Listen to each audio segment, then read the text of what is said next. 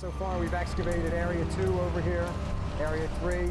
This part of Area 3 was the first section that we did, right about here. Everybody's been focused on the main goal at hand, which is to get the site cleaned up as quickly as possible. There's always been a positive attitude from everyone on site, a willingness to work together. You can call it partnering. Teamwork is a critical component of every aspect of the Vineland Chemical Project. This is a very large site, actually considered a mega site, where we're literally spending tens of millions of dollars on each of these operable units. If we're not all on the same page and working in the same direction, this would be an impossible project. Well, the level of quality is easy as long as you stay on top of the work. The first thing we got to remember is that safety is first.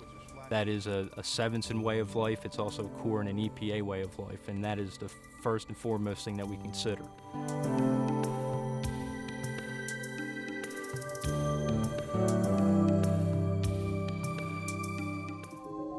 The Vineland Chemical Company in New Jersey operated as a herbicide manufacturing facility from 1949 until the early 1990s. The company's Vichem line of products effectively controlled weeds in fields of cotton, sugarcane, soybeans, and other crops. Unfortunately, the manufacturing process also generated waste byproduct, which contained arsenic, a known human carcinogen. These waste byproducts were improperly handled, haphazardly stored, stockpiled, and disposed of on site. In turn, these waste salts leached arsenic into the groundwater and into the soils on the site.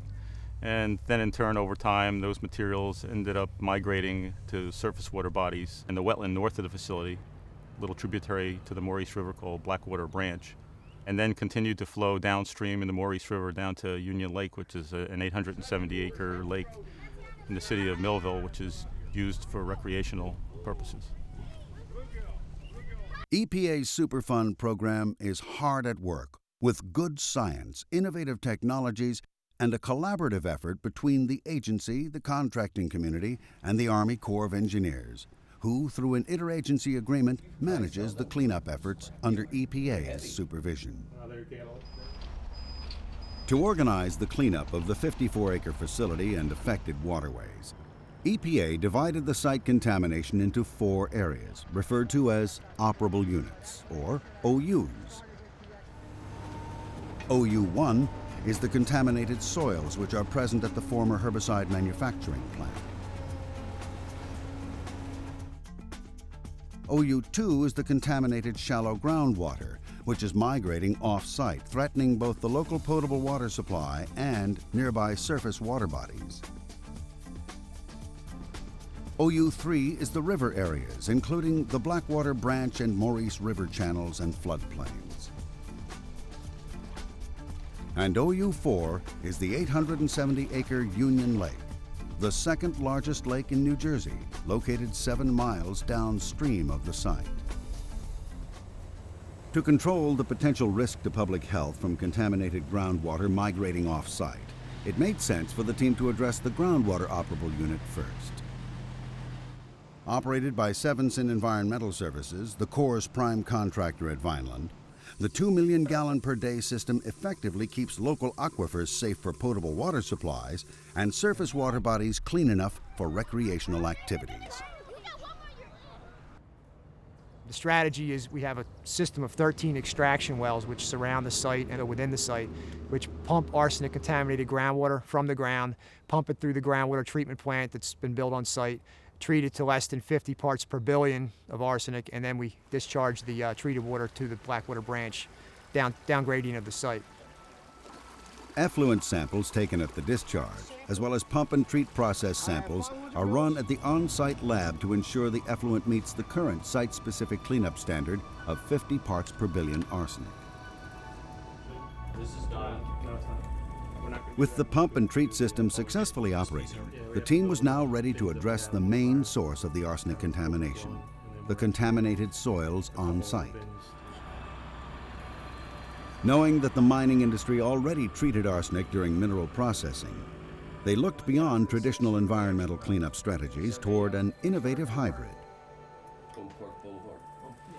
The result is an innovative soil washing treatment plant designed by Art Engineering LLC that mixes mining and remediation technologies to treat and then return 95% of the contaminated site soils as clean backfill. Soil washing is a natural fit for the geology at Vineland, where sand makes up the largest percentage of the soil matrix. The sand's medium grain size makes it possible to remove smaller and larger particles through physical screening. The sand is then processed through a series of chemical leaching and washing steps, which effectively removes and separates the arsenic contamination. The first process is the excavation. The soil is excavated in the contaminated area. It's brought up to the blending pad, where it goes through the first stage of separation, which is a set of rotating screens that filter out the larger particles like the rocks, the sticks, and what have you, down to an 1.5 inches in diameter. After blending, the materials are loaded into feed hoppers and enter the soil washing plant. Inside, the materials are screened again for particles over 2 millimeters, which are fed back outside to be addressed with other oversized waste. A set of hydrocyclones then further removes fine particles less than 0.1 millimeters in size. The finer material proceeds on into the leaching circuit, which is basically the first step in the treatment process, where the treatment happens in an elevated temperature with sodium carbonate in a series of 4 leachate tanks that are mixed. This combination of the 130-degree Fahrenheit sodium carbonate slurry, which is the primary leaching agent, and 45 minutes of aggressive mixing dissolves the arsenic coatings from the sand particles. From the leachate tanks, the soil travels through a screw conveyor to begin the dewatering process. At that point, the water is shaken out of the sand, falls onto a conveyor, and out the door it goes as clean sand. We take samples every 15 minutes or so to make up a composite sample, which gets sent off for confirmatory sampling to make sure that it is clean. Every treatment process circuit is monitored from a fully computerized control room, allowing operators to manage parameters such as pH and feed rate, guaranteeing production optimization. The remaining arsenic-contaminated wastewater still requires additional processing in the clarifier system, where pH adjustment and flocculation precipitates or settles out the dissolved arsenic into a highly concentrated sludge. That sludge is then dewatered in a plate and frame filter press into cakes of 50 to 60% solid. After conveying outside into a roll-off container, the caked sludge is shipped to an approved off-site hazardous waste landfill for disposal. The treated and confirmed clean sand generated during washing is then returned to the excavation. Heavy equipment grades the sand to the desired topography. Survey teams then verify that the original slope and grade are met before clean topsoil is finally applied to support vegetation. The sheer volume of soil being processed through the plant and returned clean to the site is staggering. Arguably the largest of its type in the world, the plant will treat over 400,000 tons of material from the site and adjacent floodplain. We're processing the soil at 71 tons an hour at this point. We're taking highly contaminated material. Some of our excavation is anywhere from 500 to 1,000 parts per million arsenic, and blending it down and through the plant and coming out the other end at below 20 parts per million arsenic. This level of success doesn't happen by accident. Keeping communication lines open between all agencies and contractors keeps production rates up, costs down, and accelerates schedules. I'm down to the site on a weekly basis, and periodically we get management from all of the various groups involved. We manage from the Corps, management from the contracting community that's involved with this project, and even management from EPA to come down to visit the site. So we make sure that we're all on the page at all levels of work, down from the folks that are working on the project, to the project managers, to senior levels of management. Because the government has so much cost risk on us, we will meet with Sevenson very frequently to help resolve the problems and minimize costs and delays to the project. So by communicating real frequently, we're able to head off a lot of problems while they're small problems. Among the real results of these partnering sessions, Sevenson and Art collaborated to optimize soil washing rates from 52 up to 71 tons treated per hour, shortening the project schedule and saving taxpayers millions of dollars.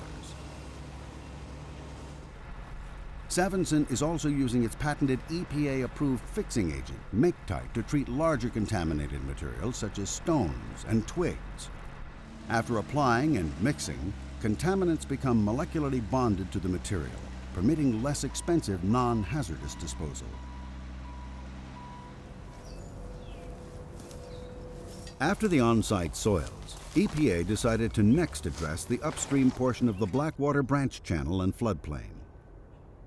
With arsenic concentrations as high as 70,000 parts per million, the Blackwater branch material is also considered a major source of contamination. To clean this material, the team plans to excavate the contaminated soils and sediments, then process the material through the soil washing plant, and again return it to the wetland and stream corridor. For other impacted downstream areas, including the Maurice River and Union Lake, the team has optioned a wait-and-see approach.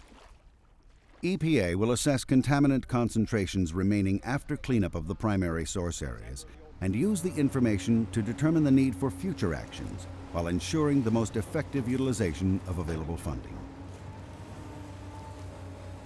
Ultimately, based on the success of the remedial action, the once grossly contaminated plant property will be viable for redevelopment in the not-too-distant future. Already, potential use of the land to expand the adjacent industrial park is being considered, sending another positive message about the capabilities and successes of the Superfund program. While the cost of the remedial action is considerable, a successful cleanup of the Vineland site is in clear view. Completion of the on-site soils work is projected for late winter of 2006, about 6 months ahead of schedule, and a smooth transition to the upstream Blackwater branch work is planned for the fall of 2005. The Vineland site is the first implementation of soil washing to treat arsenic contamination at a Superfund site. Although the success of the innovative technology has a lot to do with favorable site-specific conditions, it's the sound science behind the technology and the collaboration of an outstanding team of scientists, engineers, and technicians from EPA, the Army Corps of Engineers, and the contracting community that has made the project a real success. This has been a fantastic learning experience on my part. It's been a great opportunity to work with the Corps and the EPA. I feel all parties involved have viewed this as a huge success as far as the treatment technology working, the team spirit that is at the site, everybody working together. Sevenson's been great to work with. They're focused on getting the job done. And likewise with EPA's management, they've been very supportive of everything we've done on site, both the Corps and Sevenson. We've enjoyed working with them. This technology is a success. This is not a pilot stage. Actually going from a phase of being innovative to being a proven technology, and we're hoping that we can spread the word about this technology across the country and let people know under the right application that it's incredibly viable and cost effective.